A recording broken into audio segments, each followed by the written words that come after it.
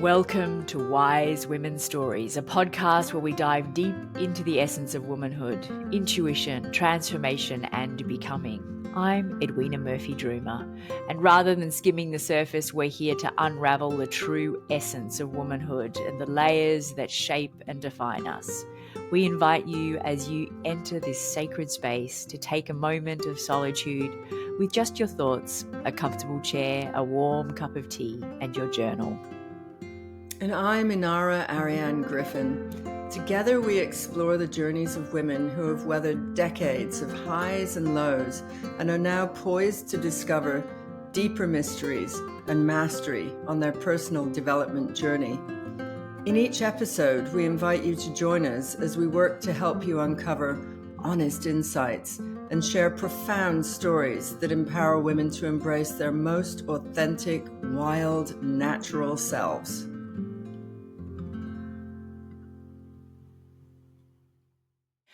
Hello, beautiful souls. Welcome back. Edwina here with Inarra, and tonight we are diving into the very first task, the initiation of intuition. So if this is the first episode that you're tuning into, I do highly encourage you to go back and have a little listen to the story of Vasilisa. Hopefully you've heard our introductory episode. Listen to the reading of Vasilisa because that's going to set you up to understand what we're talking about tonight. So the first task of the initiation of intuition in the Vasilisa story is talking about the too good mother. Clarissa, the author of Women Who Run with the Wolves, talks about allowing the too good mother to die. And I think the most important thing to understand as you dive into this work, it's really important to continue reminding yourself that this is internal work. So this is about the psyches, we've got these many different psyches that operate within us. And many people are familiar with the muse and the goddess and the mother and the warrior and like all these different archetypes. And sometimes you'll hear different archetypes in Women Who Run with the Wolves. We're talking about the wild woman. I think of her as the natural woman. And so as you're thinking about these different psyches, in this first task, we're talking about the too good mother. And I've got a little bug that's just flown in front of my face. So I think if we start with understanding and thinking about it, it's very easy to think about the mother and the too good mother in the very early days of childhood. We have the necessary role of the good mother, and perhaps Inarra, you can talk about your relationship with your mum in those early phases. I know for myself, my mum was just so excited. She found it very, very difficult to have children. And so she was very excited to have babies, and she had 3 daughters all very close together. And she was amazing at that role of being very vigilant and watching and hovering and being very present, which is the role of the good mother when we're too young to do those things for ourselves, to watch out. We don't have a sense of danger. We need somebody else to watch out for that for us. But then there is a period of time which we look at in adolescence, so roughly from sort of 10 to 19, where if that good mother doesn't start to back away and allow the growing woman, the growing intuition to start to play a role in being a guide for us, then that's where we start to run into problems. So perhaps, Inarra, what was your first experience, and do you have particular reflections of that phase in your life? Well, I have memories that go all the way back to babyhood, which is kind of amazing. And I had a mum who had postnatal depression. So she was capable in terms of she's a doctor, so she could Yeah. do the things that kept me going. But Yeah. there was another side which was very absent. And so I've got a split of mothers. Her mother, Yeah. Ida, was became my mother. Yeah. And Ida, as I remember her, was the one who often I stayed with as a baby and really as a toddler as well. She was the ultimate feminine, you know, good mother in a Yeah. way. And my mother was not so the good mother. My Yeah. mother was a bit of a problematic mother, you know. Yeah. And we hear about this all the time, the devastation of postnatal depression Yeah. and how, well, I was an accident first, and she was in medical school. So I interrupted something. Yeah, I was an interruption. Yeah. And not that I feel any of this in a sort of negative way. I've done tons of healing throughout my life around this stuff, but it's just fact that the Yeah. bond was not created so much with my mother. And you know, I almost feel like guilty talking about this. It's like, I hope she never Yeah. listens to the podcast, but it's like, you know, it is like Yeah. that. But her mother took over the role of that. And so I was, in a way, it's a bit like the Africans farmed out to the tribe Yeah. and brought up by the tribe, you know, Yeah. and the other mother was the one I really emotionally connected with. Yeah. Yeah. Yeah. It's it is always interesting having these conversations, and I in my mind I come to a place of it's never from a place of criticism, with our own mums. It's just from a place of, where we're supposed to learn from our life experiences, and our mothers learn things from their mothers and grandmothers, and so that's how they've made decisions. And each generation, we're supposed to be learning things and trying out different things. And some of the things, as a mum myself, some of the things I did really well, and some of the things I wish I had the foresight to do things differently. And it's never about blame, or it's the learning the lessons. And I think, if nothing else, people take away from this podcast, it's about this ability to look at all our stories and learn the lessons in them, the wisdom in them. And the wisdom comes from the bits that we get wrong just as much as the bits we get right. I think, when we think about this period of adolescence, I think very much in the Western world, through schooling and through the way that parents are encouraged to parent. I think teenagers are seen, and I'll talk just from personal reflection for myself, that my teenage years, I don't really see that there was a lot of work done in encouraging me to trust myself. If I think about the questions that I feel we should be asking adolescents, so this is where, once just reminding people, this is where we're building connection to our intuition. There's not a lot of work done, and there wasn't for me, in rather than just answering questions. It's like, what do you think I should do, like my career, or do you think I'm pretty enough, or do you think I'm good at this sport, or what do you think of my artwork, or like, it's always looking for this external validation, rather than, well, what do you think, and are you happy with it, and do you like it? Because that's the bit that really matters.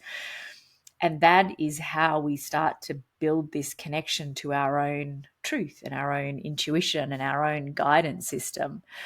And my story is that was a very, that didn't develop at all until I was in my, mid to late 30s. And I've told that story of when I finally kind of had to stand on my own 2 feet in a big way. So I think it's really important, as people listen to this story, as you start to think about when did I start to learn to trust myself. And I think, if I think back about decisions that I made in relationships and men that I connected myself with, I think there was a bit of I know there was quite a lot of rebellion in that. And perhaps if the questions had have been placed more around, are you kind of picking up any red flags? You know, like, what's your gut telling you about this? Does it really feel right for you? I feel like my responses probably would have been different to, what are you thinking? You're mad. This is ridiculous. You're making such a dumb decision, because that just made me want to hang on more. Of course.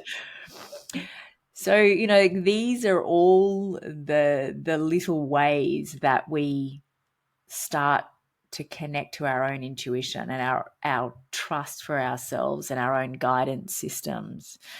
So perhaps what's coming up for you, Inarra? What are you thinking as I say that? Well, I was a wild in my teenage years, and I'm not talking the natural woman, I'm talking like wild, Yeah. in rebellion to a lot of this previous behavior that went on. Mm, And I think that I started trusting my intuition very strongly because I didn't trust hers, right? mm, So it was a very early, I was moved around quite a lot between my grandparents and also countries back and forth to Canada. yeah. And what that led to was very early traveling on my own, very early, I would say, adventures, being very adult on a certain level of being able to travel somewhere and just have some guidance. But that was all, the rest of it was me, it was my intuition. And when I left home, it's a classic example of, I'm not doing this anymore. And so I left home in an argument at 1 in the morning when I was Mm, 18. I had nowhere to go. And I ended up staying with my boyfriend at the time without his parents actually knowing that I was living in the house for a month, um, while it got sorted out. Well, my father was saying to me, no, no, no, you have to go back. And I was like, well, mm, you left, so I am definitely leaving. yeah. There's no way. And so I ended up having this. The guidance system was to safety. That was the Mm, main thing. It was to safety, and to a kind of safety that I had with all acceptance that came from Ida. Ida yeah. was the morning star for me. Where can I find the acceptance? And leaving like that and staying. I mean, it was just crazy. We even moved our feet in the same way to walk up the Mm, stairs. So we had the creak. So we were one person when I was living with this boyfriend. Once his mother came into the room, and he just threw a pile of laundry over me. It was that kind of thing for a month. It was crazy. And yet I knew I was doing the right thing. It was yeah. like, get out. And Mm, the same thing has come up for me many times because of this honing of intuition. When things become disconnected, tough, or whatever, I will have that inner yeah. um, strength to go, you know what, I'm going to actually leave country. That's what I did when I left Canada and came back to Mm, England. I'm going to put myself into a safer position. And mm, that's been something all through my life. And it means that I can travel on my own. I've traveled a lot to, people will often reflect this, like, as a white blonde woman, how can you possibly go to places like Africa and India and all of this? I've had no problem ever yeah. traveling to the wilds of the world as Yeah. this, because inside the inner resilience is so strong. Yeah. I'm like, and I love difference. I love different culture. I Yeah. think that came from very early days of feeling unsafe at Yeah. home. Yeah. Interesting. Yeah. Yeah. So I think it's just that ability to turn that, like when we think about the too good mother on the inside, it's like it's the hovering, the voice within that hovers and is ever watching for danger, ever watching for criticism, ever watching for getting things wrong. And when we can see that voice for what it is, the too good mother that constantly wants to keep you safe, constantly wants to keep you, don't stick your head up too far. It's that voice. when we can see that for what it is, that's the maturity that says no, like it's worth taking a risk here. It's worth traveling to that country. It's worth having a conversation. It's like the don't talk to strangers. It's worth talking to strangers. It's that the audacity to trust yourself, because we know within ourselves from life experience the voice inside that says, yeah, this isn't a good person to be around, versus the, hey, this is somebody that's interesting, and you just get to trust that knowing in ourselves. Um, she, Clarissa talks about, she's got a sort of a list of the questions. And once again, I really do encourage everybody listening to this to have a copy of the book, because it makes it so much richer if you can get in and read it before or after we have these conversations, because from your own life stories, you're going to take away so many different things from this than Inarra and I will necessarily cover, because it's so particular to everybody's individual story, how the things that will pop into your mind. There was a few things that I highlighted. So the arresting of a woman's intuition process occurs for various reasons, such as when there has been too much psychological hardship early in one's life, especially when there's been no consistent, good enough mother in the early years. So from my experience, that was, my adolescence was very much in boarding school. And so the constant voices in my head were voices that were telling me what to do, rather than asking for my own kind of curiosity on things. And this can go to so many different levels, rather than it's, there's sort of the expectation that you will follow a particular religious path or political path, or follow, even particular sporting teams or whatever it is. There's this expectation from family or society or community that you're going to follow a certain path, and rather than stopping to ask opinion and being really accepting of a different opinion, it can often cause exclusion, or a lack of willingness to really sort of step outside the path that everybody else is on. So this conversation is really about looking at those things with curiosity again. For these, as well as other adult women, for the rigors of life itself chip and distance themselves from their deeply intuitive lives, and whose plaint is often, I'm so tired of taking care of myself. There is a good and wise remedy, a reaffirming of, a retracing or reinitiation will reset the deep intuition, regardless of a woman's age. And it is the deep intuition that knows what is good for us, knows what we need next, and knows it with lightning speed, if we will just take down its dictation. So this is, you've, I'm sure, got your own methods of tuning into your intuition. And I know it's something that has taken me time and persistence to start to really connect and trust and listen to that intuition. But for me, it happens most profoundly through journaling. I'm always surprised at what comes out if I just make myself write for like 3 pages or for half an hour or 20 minutes. What starts to come out is like this, where did that come from? So what are your favorite methods, Inarra? Well, because I've done so much yoga and meditation, excuse me, over the years, breath work is a really big one for me. And stilling the mind, because I've got a big mind, and communication is firing always, right? And so for me, we just do breath work just before we come on this podcast to speak. And I do that a lot in life before big things like public speaking or whatever. It just settles me into a place where I can really tune in. Yep. When I go deeper with it, with meditation, I realized, and this is quite deep, I realized after a certain while, and it's not long, I will get like a floating cloud, like a smoke signal going on right in front of my third eye. Yeah. When I'm in that mode, that level that I go to, I can ask questions that are incredibly deep.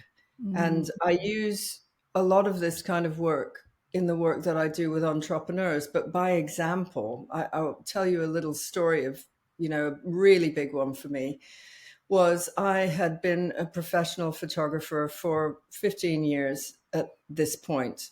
And I had this nagging, continuous conversation that whenever I was doing it and I was successful, this was the other thing. It wasn't that I wasn't successful. It was actually I was very successful. And I was still having this thing which was like, it's not quite it. And I don't know what it is. I don't know what it is. So I gave some space to that, I don't know what it is, piece. And it had happened for so long. And whenever I opened up a conversation with other peers or friends or family, they'd be like, forget about it. You're a great photographer. Life is good. You're living in London. You're doing what you want. And they would talk me out of it. So finally, because there was no reason for them to understand the depths of this thing, on a Christmas Eve, I was looking over the Thames from a James Bond style flat. And if you took a snapshot, click, it looked like success. It was, she's got it. And in that moment, I went, that's it. I'm not going to do this anymore. When I am due to come back in the new year, I won't be coming back. I worked on interiors at that time. And I didn't have a clue what I was going to do. I just knew that the intuition was saying, that's enough. Like, stop this cycle. And I work a lot with cycles. So this cycle has ended. So I didn't tell anyone. Then over the Christmas holidays, where we were actually off, then I received this email from some entrepreneur group that said, the opening line was, do you want to change your life? And I was like, yes, I do. I had no idea what it looked like, but I was just following the leads and the trust of even that inquiry. So I said, yes, I do. I filled in a form online, which was this thing like just, describe a house, a villa or whatever it is in detail. I put in the scent in the kitchen, all the curtains, everything. Here comes the cat, Panther Griffyn. And then I sent it off to them. The next day, I get a phone call from these guys who are in the States, of course. And they said, you are a classic entrepreneur. I'd never thought of myself like that, but it was through the answers that I'd given. And they said, we would like to invite you, of course, to enter this program. And the thing that I felt with all of it, it could have been so cheesy. It could have been such a salesy thing, but I just trusted it. I trusted the guy on the end of the phone. I trusted that they knew what they were doing, that they wouldn't invite a complete idiot into this. And I had 4 choices, and I chose property. I'd never done property before in my life. I entered the course. Basically, they said, do you have $6,000? I was like, nope. He said, do you have a credit card? I was like, yep. And it was like, it was everything my mother would tell me not to do. Yeah. Everything. And I just went, yes, yes, yes. It felt great in my body, which is a real house of intuition for me. And at the 3-month mark, the homework was to go and buy a flat in London. And I was like, oh, kidding me, right? Like, who asks you to do that? And yet I did. I knew all the figures. I understood it. So he said to me at this point, if you can't do this bit, then you're not able to do calculated risks, which is exactly what your profile is, calculated risks. And so I did it. And to shorten that next period, really when it was valued after, it was a 12-year process, I had a £10 million portfolio. And that's only one bit of the many times that I've gone, oh, it's time to stop this particular moment. And it's a great example because I give it to some of the entrepreneurs I work with, because it wasn't like I knew that I was going into property at Mm. all. I had Mm. no history of it, none. But the instinct was so strong. It was like, something is not right here anymore. And for Yeah. me, I would say that no is more important than yes sometimes. Mm. The no's that you're getting, what are your strong no's? It's like a Mm. boundary that starts to Mm. come in where it's like, no longer, that's Mm. it. Mm. Stop this, phase over, new chapter waiting, Yeah. and voila, Yeah. off we Yeah. go. Yeah. Yeah. Yeah. So, and I think that, it's that ability to recognize when the too good mother within us is holding us back. It's the too good mother within us that says, oh, don't, like wait for the walking. That's one of my favorites, like you stand across from people at a walkway, going crossing the road, and there's no cars coming from miles on either side, but everybody will stop and wait for the red man to turn green and start flashing before we can cross the road. It's that kind of thing. It's like, well, everybody says I shouldn't, and even though you can see there's no car for a mile in either direction, we all stand and wait. And so that's the training within us, that too good mother that would rather keep us small and safe and tucked away in a little cocoon when we can never get hurt or be embarrassed or have a failure or make a mistake. That too good mother voice within us, that we need to have the trust in ourselves to go, okay, so I'm not listening to that. What's my intuition telling me? It's time to leap. It's time to take a risk. It's time to be daring. It's time to grab hold of a bit of audacity and go, what is it, really, what does it matter if I fail at this? What's the worst that can happen? At least I've had a go, and my gut, my intuition is telling me this is something to go for. I think that's that's the story that you've just shared, is an example of that ability to let go of that too good mother voice that says, oh my gosh, I'm sure they're just trying to take your money, or it's too good to be true, that voice. Full of it. Yeah. um, the voices that say things like, oh, don't say that, or you can't do that, or, well, you're certainly not one of my children, friends, peers if you do that, or it's dangerous out there, or who knows what will become of you if you insist on leaving this warm nest, or you're just going to humiliate yourself, or even more insidious still, pretend you are taking risks but secretly stay here with me. So that's page 84 of Women Who Run with the Wolves. And I feel like if you pull some of those examples out and think of them in your own life, because it is so often the case that we just hold back and just wait and just think, oh, I don't know, what would so and so say, or what would so and so think, or what if I fail, or what if it goes wrong, or what if, and then that, from that place we just stay in this fairly stuck mundane existence. So the question gets to become, what is my gut telling me? What is my intuitive knowing? What is my truth? What is right for me? Does this feel right? Yes or no? And just trusting, really trusting that And I think voice, that even if knowing. you if you can't, you don't, we can say, oh, just trust, but Mm. it's a bit of a hollow statement. I mean, I don't know. Well, I don't know about you, but sometimes when I'm in the throes of new decisions or whatever, it will catch me in the middle of the night. I'll go for a pee Mm. and I'll have the night crazies, the Yeah, terror that comes in, which is yeah, a stream of consciousness, yeah, all of which is, oh, well, what happens if, oh my God, that could happen. It goes on yeah. like that. And it's like, oh, just trust doesn't actually work at that point. I have to do some work on that. I have to do some of my own work to be able to go back to just stilling that voice, the crazy voice. And one of the best ones that I've ever heard, piece of advice, which I pull up every time, is what if it goes right?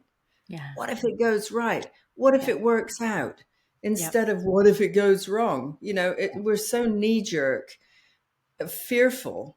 Yeah. And I know that another thing that I heard, and I'm not a mother. I'm not that kind of mother anyway, the birth mother. But I Mm. remember reading something about the tendency for women to say, "Oh, watch out.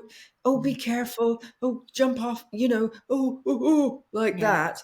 If we could replace that with, "Well done. Yeah. Out you go. Great. Yeah. Fantastic that you're running into the trees," whatever, Yeah. that energy, Yeah. with the caution, of course, being like, don't stick your hand in a candle, but the rest of it to be like, hey, Mm. explore this, that Yeah. we're on planet Earth, it's safe, nature Yeah. is good, Yeah. what different children we would have.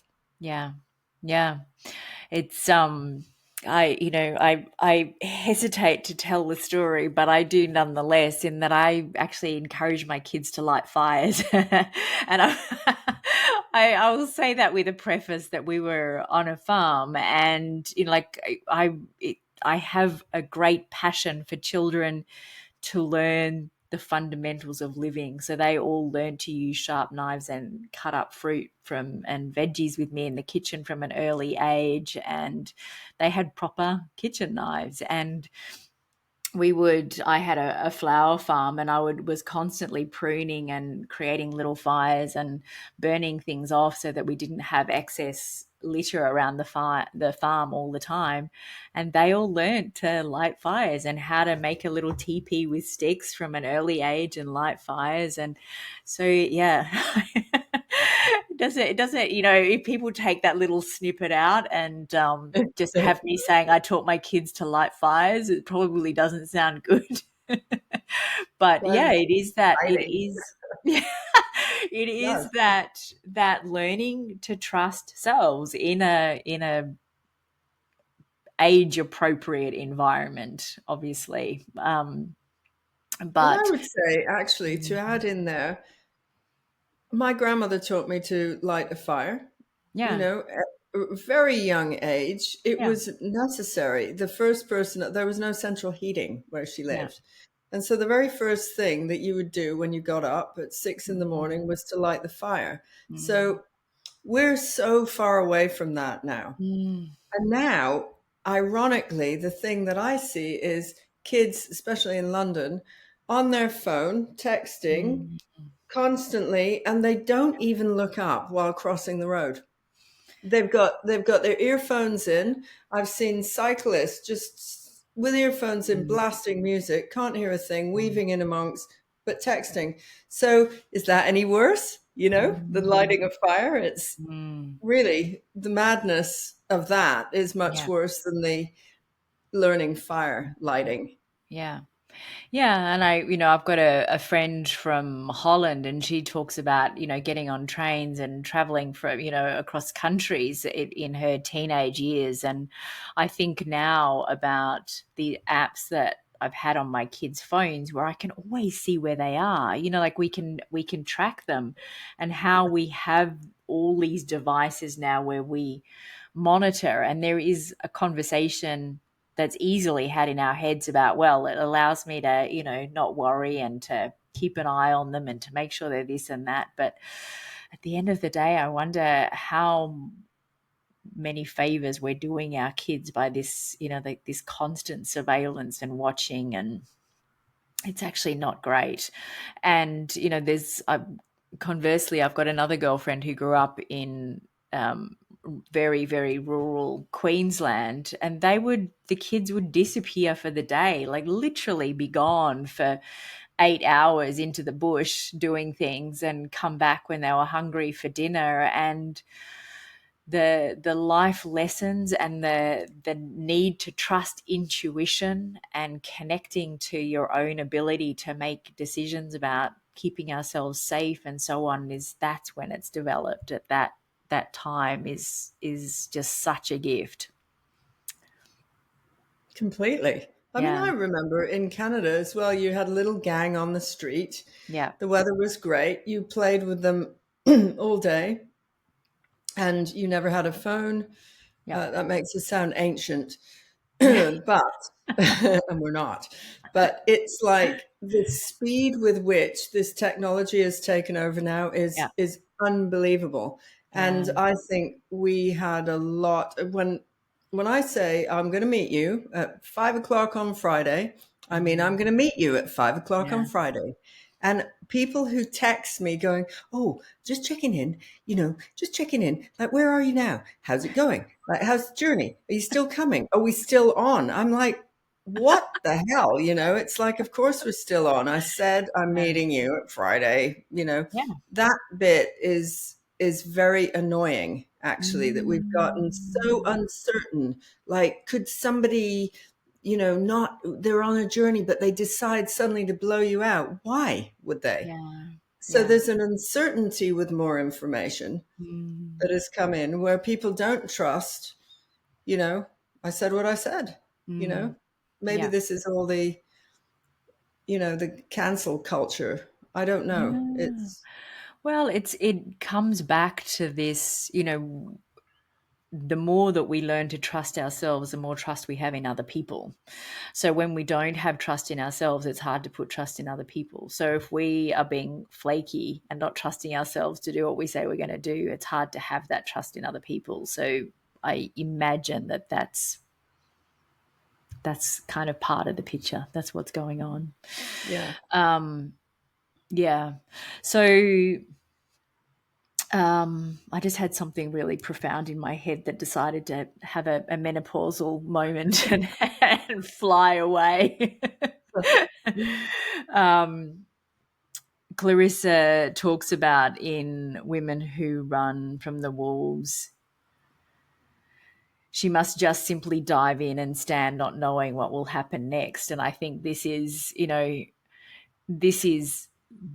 the most delicious energy to be in. This is when the life force really comes up. I do vision boards, and I did a vision board a few years ago that had a quote on it, and I wish that I knew whose quote it was because I've used it 100 times, but I cannot find who wrote it. And I'll try and paraphrase it. But it said, "Excellence to me is the state of grace that descends when you tune out the clamor of the world and listen instead to the internal voice that you know is wiser than the one in your head and transcribe without fear." And to me, that is intuition. That is when we've got to just tune out the voices of what we think other people might say, judgments of other people, that noise in the world that we allow to influence our decisions. Just tune all of that out and turn into that lovely inner wisdom that's like, what is this right for me? What is my next best step? And there's a line in my favorite movie of all time, which is Chocolat with Juliette Binoche and Johnny Depp. And Judi Dench's character in that movie says, "Don't worry so much about should." And it's like, God, It's so that's great. that's the line. That's the line for all women. When you just hear so many women, it's like, "Well, I really should," or "I shouldn't eat that," or "I should this," or "I shouldn't." It's like, don't worry so much about should. Yeah, it's brilliant. Absolutely. I think Yeah, if we are in that state of the not knowing, yeah, the place where we don't have the answers, we're stepping into the mysteries, yeah, and that peace is all about surrender, allowing, yeah. receiving. And you cannot get all the information by doing, trying, knowing. You Mm-mm. just cannot get it. It's like when we step back in, I worked with a healer who was quite profound and Yeah, said, we are entering the era of the seventh sense. They talk about the six senses. And this will be inner knowing, and it's definitely intuition, where what he was saying was what you'll see on the outside is you'll see politicians or leaders or people who look like they are leaders and they aren't. Yeah. And people who look like they aren't leaders who are. And the distinction with it will be that a knowing, there'll be this knowing. And I think that sends us to know is often the head. Mm. And it's not that kind of knowing. Yeah.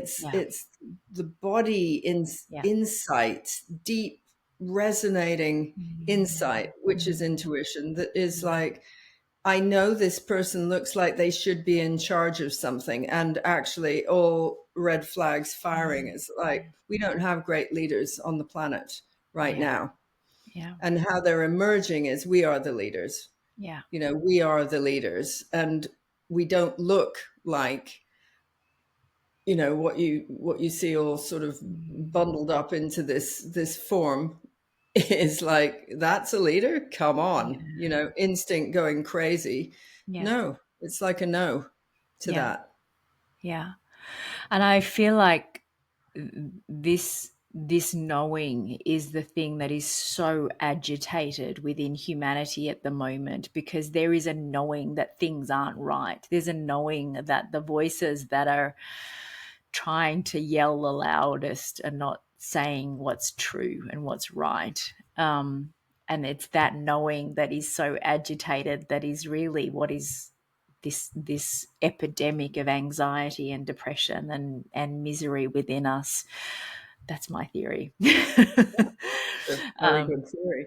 Yeah. So I think if we can just take this one bit of knowing that we have an internal guidance system that wants nothing more than to be open-hearted and loving and trusted, and for us to be connected again as a humanity, that intuitive knowing that that is the path forward for all of us, then it is us learning to hear that voice and actually follow the direction that it's giving us. It's going to be the thing that will make the difference across the entire planet.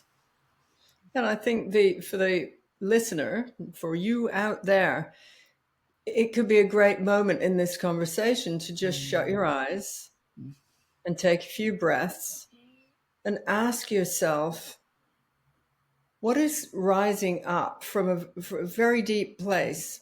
You know, are you in the right relationship? Are you eating the right food?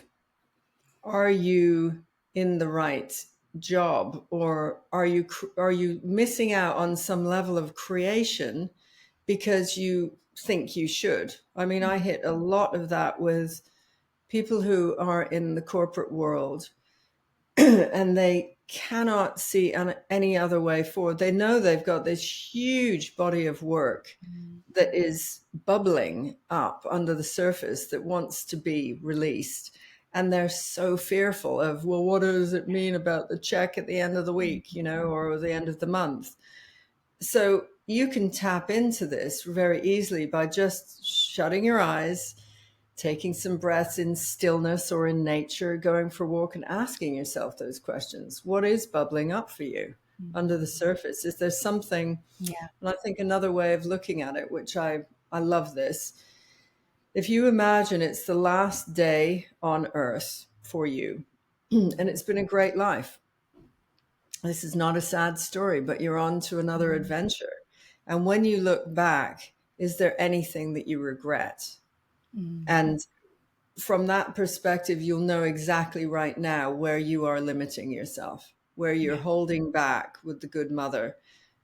People who are on their deathbed, really, they look at what they didn't do. That's the thing that comes up. It's like, oh, I wish I had had more relationships. I wish I'd been more outgoing. It's all those regrets. You don't want to live a life of regret. So you can feel it right now. What is bursting to come out? Yeah. And then make that first step, which is acknowledging it. Yeah. Yes, I always think of, like, am I choosing from love or am I choosing from fear? And we've got these sort of three fundamental fears as we get to the ages that we're at. And it's the fear of dying. It's a real fear. The fear of living, as in, if I say the wrong thing, do the wrong thing, wear the wrong thing, make the wrong decision, there's that fear of living that stops us from making decisions to move forward. And then there's the other one, which is actually the healthiest, and that is the fear of not living, which is that fear that when we get to the end, it's like, but I should have taken that trip, or I should have had, like, I let go of should. I wish that I had, like, all the, I wish that I'd done that. I wish that I'd kissed somebody passionately at the top of the Eiffel Tower, or, what are the wishes? And that's that fear of not living. And so then when you actually make the choice to do it, that is choosing from love for your life, love for, for living life to the fullest. So yeah, I think that's a really great way to look at the decisions that we're making. Clarissa finishes up this chapter with, there is a wild mother waiting to teach us, but in the meantime, the second task is to hold on to the doll while we learn to use it. So we're going to be diving into that conversation next. Inarra, is there anything that you wanted to add before we wrap up tonight's conversation about the too good mother? I think just it's time to become aware of this. You know, my path as a high priestess, which I haven't talked about in great detail, one of the things is I have to get to know people, not with goal orientation in mind, like you must do this thing or whatever. It's like, where are your deepest alivenesses coming from? Where do you feel most alive? And then I watch, where do you hold yourself back? And that would be a great starting point right now, I think, for people. It's like, for the listeners, where do you feel most alive and where do you hold yourself back? And that in itself is a big body of work. Yeah.